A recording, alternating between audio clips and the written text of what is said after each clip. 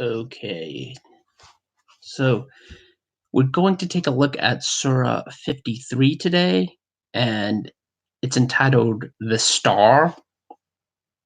In Arabic, it's An Najm. And hi, GW. And the star in this case is referring to Sirius, the brightest star in the night sky.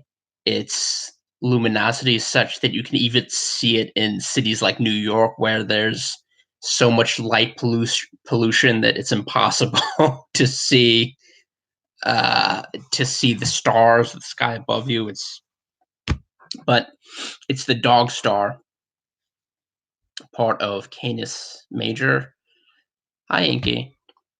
And this is an interesting surah because it puts the lie to the idea that Islam is not based upon polytheism. It belies the notion that Islam is an Abrahamic religion. Now, we've already explained how it's impossible to consider Islam an Abrahamic religion because their version of Abraham is an invented character that is essentially Muhammad retconned back into a biblical narrative.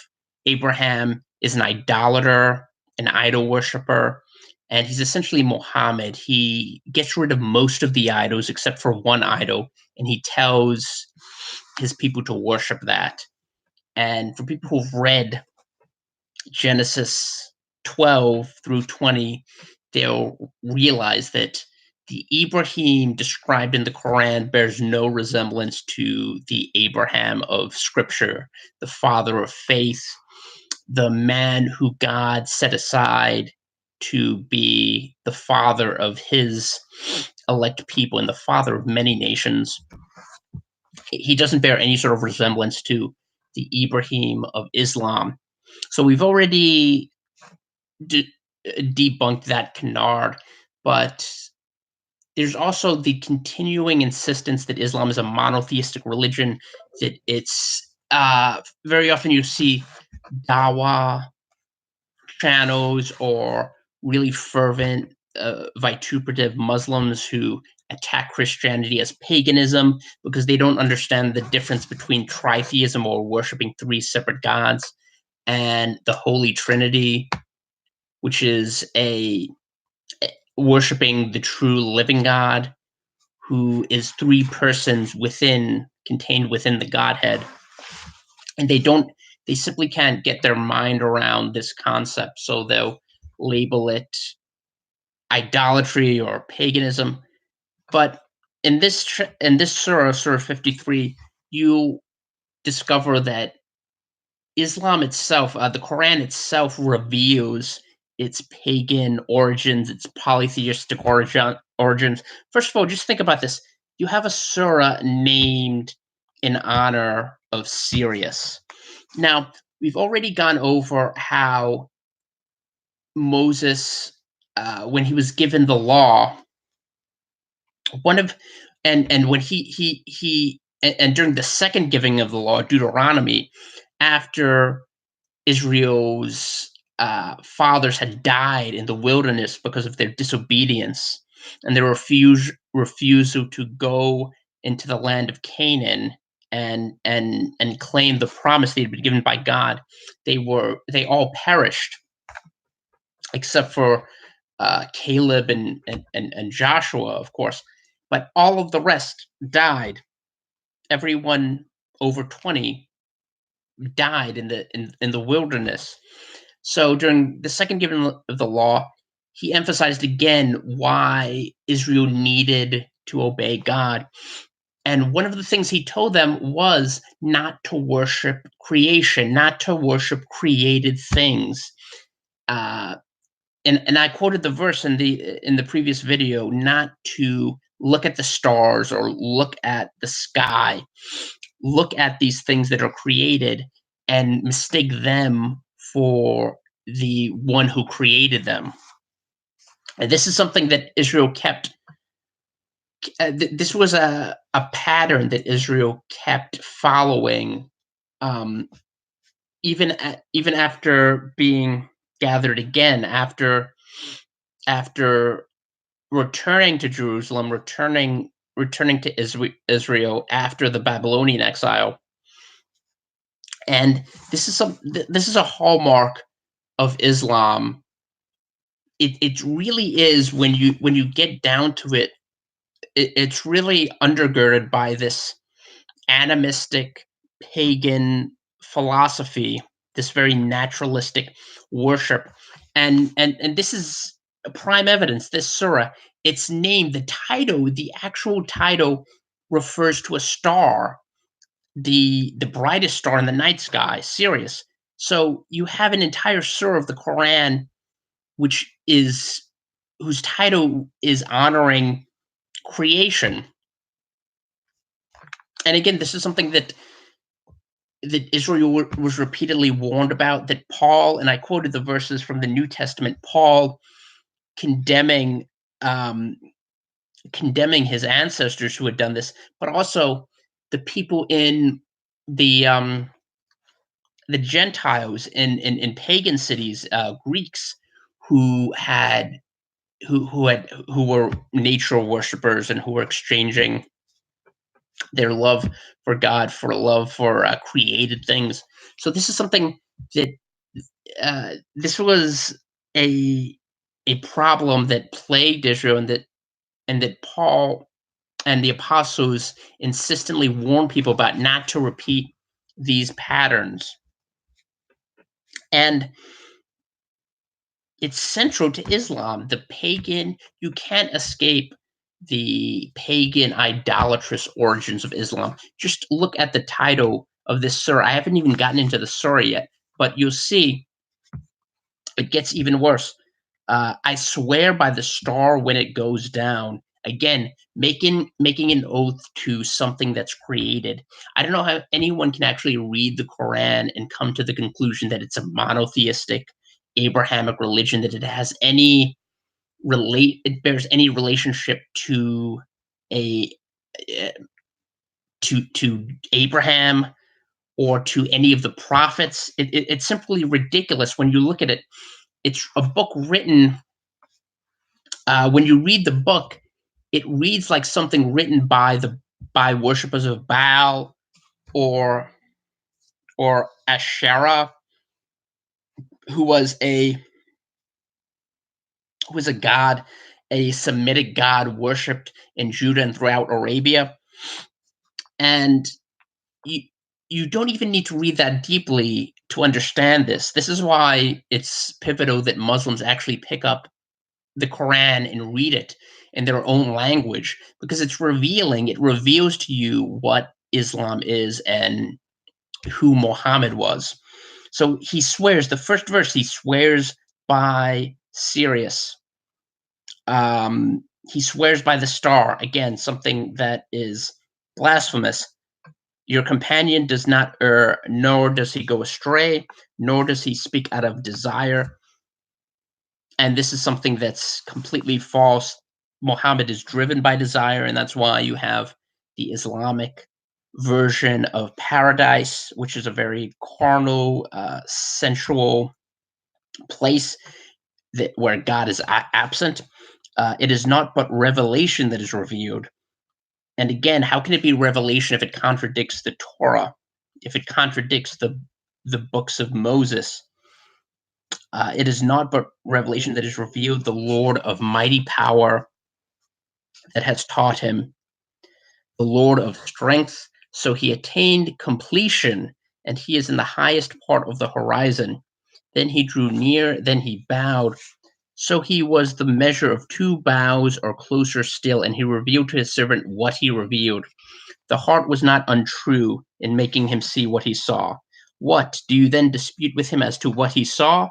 And certainly he saw in him another descent. At the farthest low tree, near which is the garden, the place to be resorted to, when that which covered the low tree, the eye did not turn aside, nor did it exceed the limit. Certainly he saw of the greatest signs of the Lord. And here, this is a pivotal verse. This is where we get the satanic verses. Um, there's nothing more barbaric, but also nothing more less godly or righteous than Islam. It literally is a, if you can picture this, a, a kind of like Baal worship. Only instead of Baal, um, you have a seventh century ignorant Arab warlord, and you have people worshiping him instead of a completely uh, a false god. They're worshiping a false prophet. So here, this is an important part because this is where you get the satanic verses from.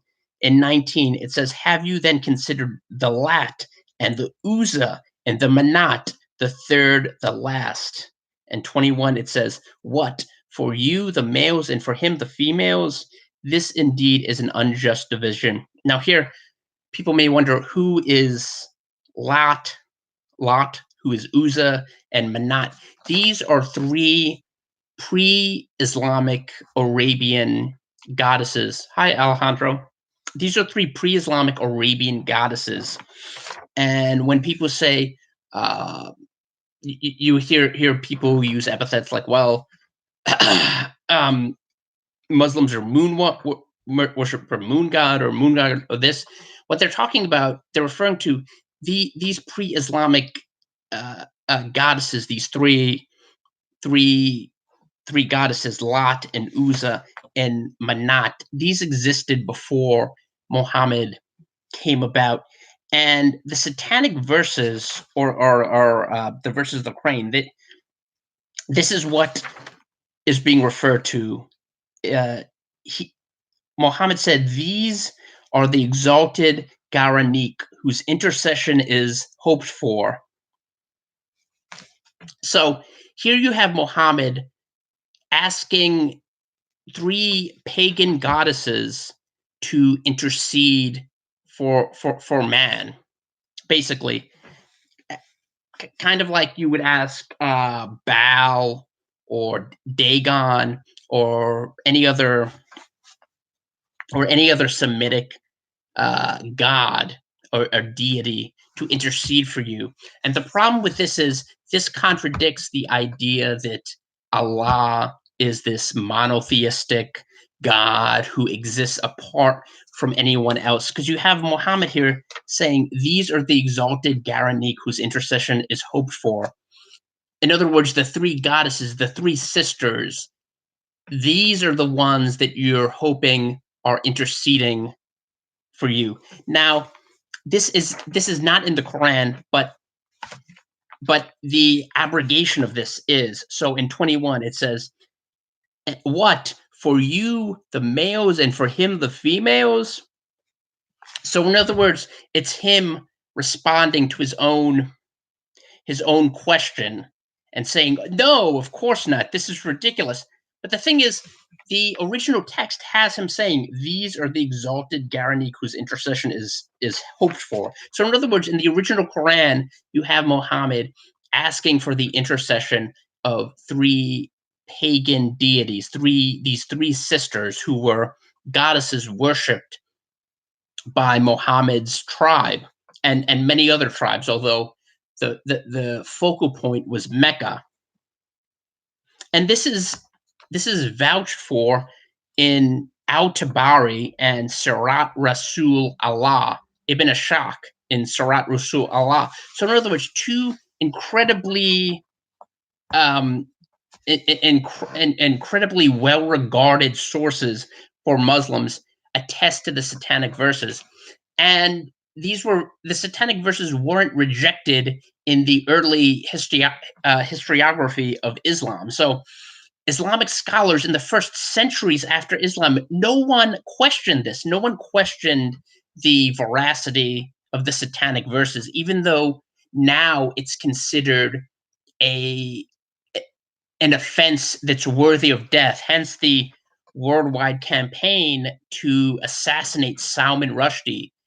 In fact, one of his Japanese, the editors of the editor of the Japanese edition of his book was murdered, and I think someone else was murdered too. But there were bombings, there were attempts made on his life repeatedly after Ayatollah Khomeini issued that fatwa, it occasioned a collective conniption fit within the Islamic world, Muslims going completely haywire and demanding this man's death because he wrote a novel with with a title based on something that everyone in the Islamic world accepted before it became too embarrassing and too problematic. While Islam was on the ascent, they weren't concerned about this. But now that Islam is try to recast itself as this Abrahamic monotheistic religion and shun its pagan polytheistic origins, now all of a sudden the satanic verses become problematic. So they have to retcon, they have to reinvent history. They have to go back and alter history in order to attempt to say that, well, Muslims never believed this. This is an invalid chain of transmission. It's not in any of the it's not any in any of the Sahih hadiths, the valid hadiths, the ones that Muslims accord respect to. Therefore, it didn't happen. But the problem is, everyone in the Islamic world accepted it for the first several centuries. Even Ibn Taymiyyah, who is venerated among the Salafis, the really hardcore Muslims you see, particularly coming out of places like the Persian Gulf, parts of Pakistan. These this man an Islamic scholar, he said the satanic verses were truthful. This actually happened. Muhammad recited this verse where he asks these goddesses for intercession. It's simply not something that you can deny when you go back and actually trace the history. So again, you have a surah, and I haven't even finished the surah, but you have a surah where you start off by titling it after a star, after Sirius. You have Muhammad swearing by the star, and then you have a like a lot of the Quran, a very incomplete series of passages that out of context don't make much sense, because the passage where Muhammad asked for the intersection of these three pagan goddesses has been removed. But basically, you have a surah written about a star, written to a star, where Muhammad swears by a star, where Muhammad asks for the intercession of these three pagan goddesses. And this is only in the first 23. This is only in the first third of this surah. You basically have uh, all you need to know about Islam, its origins, all of the fake dawah that you hear trying to make Islam sound more respectable than it is, when it really is this polytheistic uh, desert cult that Muhammad appropriated and grafted his own even more bizarre and ideas onto. So in 23 it says, "They are not but names which you have named, you and your fathers. Allah has not sent for them any authority." Then why did Muhammad ask for their intercession if Allah didn't give them any authority? They follow not but conjecture and the low desires which their souls incline to, and certainly the guidance has come to them from their Lord. And the irony, of course, here is that Muhammad is driven by his low desires, and that's why we have the Quran in the first place. Or shall man have what he wishes? Nay, for Allah is the hereafter and the former life. Excuse me. And how many an angel is there in heavens whose intercession does not avail at all, except after Allah has given permission to whom He pleases and chooses. Most surely, they who do not believe in the hereafter name the angels with female names. So again, he's trying to build this case that Islam is not dedicated to worshiping these polytheistic deities. and he's failing miserably because when you actually understand the origins of Islam, you realize that this again is uh, Muhammad's defense mechanisms coming out. The idea that Islam does not worship angels, that Islam does not worship pagan idols, is belied by the Quran itself. I mean, Muhammad, his entire the entire legitimacy of his religion is based upon this nebulous encounter with an angel which no one was witness to, and which he himself believed was a demonic encounter. He thought he had encountered a demon, and that's the entire basis for Islam.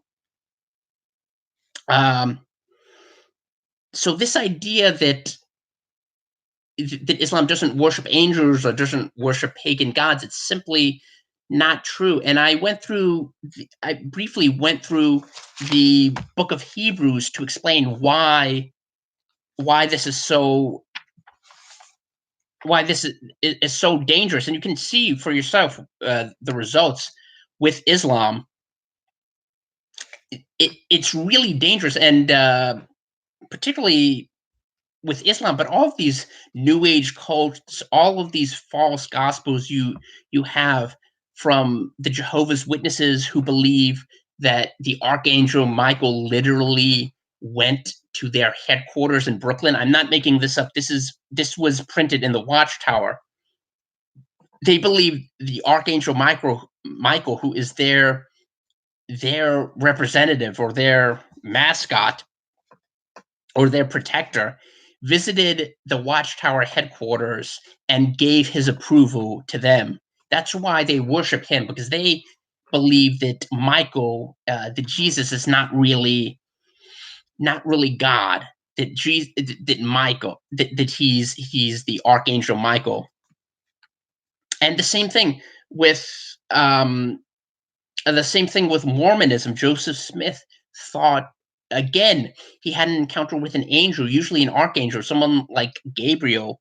He had this unverifiable, unfalsifiable encounter with an angel who gave him tablets. And Mormonism, again, this is something. Thankfully, it occurred relatively recently, so we can actually verify some of these things. For example, the Book of Abraham, which was discovered to just be complete nonsense. But all of these groups, the Mormons, the Jehovah's Witnesses, Islam, they all have this one commonality, which is their reliance on angels, and Paul warns people, if an angel comes from heaven and preaches another gospel, let them be accursed. In other words, if they preach something different than the gospel of Jesus Christ, it doesn't matter if they're an angel, he's saying they're accursed. And that's what Islam is, basically, among all these other false religions. And the book of Hebrews lays out exactly how Jesus Christ is superior to angels, but that's something that Muhammad didn't agree with. So it continues in 27-28. Therefore, turn aside from him who turns his back upon our reminder and does not desire anything but this world's life. And again, this is ironic because one of the chief incentives for people to follow Muhammad is temporal gain. So war booty and sex slaves and taking women captive after you've murdered their husbands, which is something that Muhammad did repeatedly. These are all held out as enticements to join Islam. And he even says you won't be deprived of any of these things if you follow me. It's the complete opposite of the the gospel and the message preached by Jesus Christ, and they have no knowledge of it. Uh, that is their goal of knowledge. Surely your Lord knows best him who goes astray from his path, and he knows best him who follows the right direction. And again, this is something that's contradicted by Islamic history itself, because the people who were fighting Muhammad in Mecca, eventually, once he entered the city, one of his chief opponents surrendered to him and became a Muslim. So obviously, Allah didn't know ahead of time that this was going to happen. Otherwise, Muhammad would have put this in the Quran. That is their goal of knowledge, and Allah's is what is in the heavens and what is in the earth, and that He may reward those who do evil according to what they do, and that He may reward those who do good with goodness. Those who keep aloof from the great sins and indecencies, but the passing idea, surely your Lord is liberal and forgiving. He knows you best when He brings you forth from the earth, and when you are embryos in the wombs of your mothers. Therefore, do not attribute purity to your souls. He knows Him best who guards against evil. Have you seen him who turns his back and gives a little and then withholds? Has he the knowledge of the unseen so that he can see, or has he not been informed of what is in the scriptures of Musa? And again, this is the unintentional humor of the Quran in a surah which goes against everything that's taught by Moses. He adjures people to follow the book of Musa, and you don't. It's really the height of stupidity when you think about this, and it's a sign of how ignorant Muhammad was that he would write a book which contradicts everything you find in the Torah, and he would in that same surah he would say he would he would chastise people to follow the book of Musa. Um, and again, it's totally absurd. Also, the idea that you can abstain from great sins and Allah will reward you, and this is something that's repeated throughout the Quran. In fact, in one passage of the Quran, um, Muhammad says that to that effect, that you'll be blessed if you abstain from these small sins, then Allah will forgive your great sins. Or rather, if you abstain from great sins, then Allah will forgive your small sins. Almost like it's kind of an extreme version of the distinction between venial and mortal sins. But the concept is applicable, and this is why Muslims are kept on this treadmill of constantly trying to work to earn their salvation, to keep doing things or keep avoiding things, because they're given the promise that if they avoid really great sins, then all of these other little sins won't accumulate and they won't be punished for that. Um, it doesn't matter if billions of people, but look, John, if you're impressed by Islam, you should stick around and wait for the Antichrist, because he's going to have a lot more followers than um, he's going to have a lot more followers than 1 billion people. I mean, he's gonna blow your socks off if you're really wowed by what Muhammad did. But it's really gonna blow your mind when the Antichrist comes. But what was I saying? But yeah, the whole idea of expert brigading small sins. If you, so, in other words, you can just keep sinning.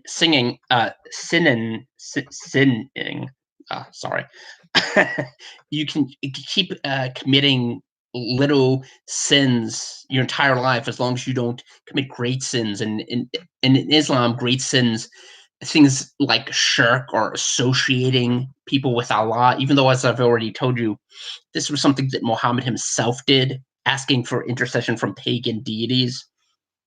But as long as you avoid things like shirk or rejecting Muhammad or things like that, or eating pork, then you'll be able to maybe merit salvation. But again, it's not something that's scriptural. It's completely unbiblical, and it doesn't even make sense from a non-biblical point of view. Just think about this: if you avoid doing bad deeds or really heinous things, but do wicked things of a lesser nature your entire life, does that make you a good person? I mean, if you avoid stabbing someone to death, but you embezzle money constantly for your entire life and siphon money off, uh, do you think that's going to merit anything worthwhile in the end? Like, I mean, is Bernie Madoff a good person because he's not Richard Ramirez or Charles Manson? Again, it doesn't make any sense. Um, but yeah, the 36, or has not been informed of what is in the scriptures of Musa. Again, Muhammad was not informed of what it was in the scriptures of Musa. If he was, he wouldn't be writing this book. That's the irony here. He's reprimanding people for being ignorant of the Torah when he was completely ignorant of the Torah. All you have to do to understand that is to read the Quran for yourself. And of Ibrahim, who fulfilled the commandments. And again, Islam has a completely distorted conception of Abraham. So so he has no basis on which to teach people about Abraham because he himself doesn't know who Abraham was. Abraham in the Quran is simply an older version of Muhammad. He's not even a Jew. He's called a Muslim, just like Jacob and Joseph. And again, the Quran is just replete with these errors. And that man shall have nothing but what he strives for, and that his striving shall soon be seen, and then shall be rewarded for it with the fullest reward, and that to your Lord is the goal. And again, this is a reinforcement of the idea that Islam is a completely works-based soteriology. There's no conception of grace or salvation by grace through faith. The whole idea of faith and putting your trust in God is something that's completely foreign to Islam, which is why you have why even Muhammad himself um, was worried about being cast into hell even to the day he died. Yeah, Musa is Moses. There's actually a glossary at the beginning. Um, uh, the beginning of this Quran, the list of the Arabic names and the English equivalent. So you have Moses for Musa, or Ayub for Job, Isa for Jesus, even though that's not what people call Jesus, or call Jesus. That's not what Arab people call Jesus, people who were Christians. Yusuf is Joseph, Zachariah is Zacharias. Nah is Noah. But again, Muhammad didn't have an understanding of any of these people because he didn't have an understanding of the Torah or the gospel, even though they're referenced repeatedly throughout the Quran. He didn't actually have an understanding of these books.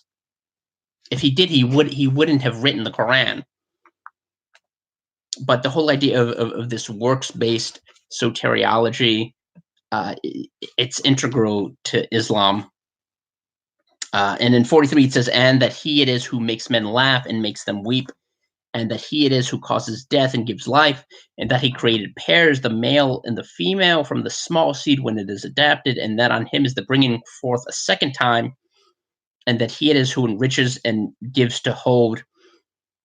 And he is the Lord of the Sirius. So the star, once again, he's referring to the star that the surah is named after, which contradicts the law of Moses, worshiping stars, swearing by stars, swearing at all. It contradicts the Bible. And that he did destroy the Ad of Od and Samud, he spared not. So these are the indigenous Arab tribes that Muhammad incorporated into his book so that it wouldn't just be a bunch of purloined parts of scripture and the Talmud and Gnostic texts. So these he tried to incorporate disasters that supposedly happened to Arab tribes in order to prove the divinity of Allah. But then he goes back to Noah and the people of Nuh before. Surely they were most unjust and inordinate. And again, he provides no evidence that these things were the result of disobeying Allah, or that Allah should take precedence over any of the other gods, including the gods that were omitted from this surah, which he asked for intercession from, uh, of whom he asked intercession. And what else? So there covered them that which covered. Which of your Lord's benefits will you then dispute about? This is a warner of the warners of old. The near event draws nigh. There shall be none besides Allah to remove it. Do you then wonder at this announcement, and will you laugh and not weep while you are indulging in varieties? So make obeisance to Allah and serve Him. But again, just to go back to 47, and it says, and that on Him is the bringing forth a second time. So he's talking about, this is an implicit reference to the resurrection. But again, Islam does not have any sense of being born again, of being regenerated. The Muslims believe that there is no such thing as original sin. The idea of the fall is a concept that's foreign to Muslims. So whenever Muhammad talks about these types of things, like the resurrection, or like the resurrection, or like the day of the Lord, he doesn't have any any anything scriptural to ground it in. So he's basically just making arguments. He's making arguments based on what he's heard, or what he's coming to contact with. He doesn't have any real relationship with God. He's not a genuine prophet. He's never had an actual encounter with God, or one of his angels. So he's just basically just making this stuff up as he goes along. And you can see, when you actually examine the Quran, how you can see the gaps in his knowledge. And this is just one of the most damning surahs in the Quran, because it's an indictment of the image that Islam likes to present to the world. This idea that it's an Abrahamic religion, that it's not a polytheistic or pagan religion, that it's grounded, that's in the same lineage as the prophets. There's really nothing. There's really no evidence that Muhammad presents to justify his prophethood. Again, he fails the basic test of prophethood put forth in the Bible, but also the basic test of actually be, responding to the gospel. Like someone who had been saved would not write a book where you're asking for intercession from pagan goddesses, or where you're swearing to stars.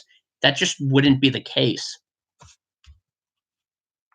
But yeah, that's Surah 53, and conveniently, Surah 54 is entitled "The Moon." I wonder what that's going to be about. Anyway, thanks for joining. Feel free to share, definitely, since I'm sure YouTube is not going to be putting this on their front page. But yeah, feel free to share, and I'm glad you all came, and I'll see you next time.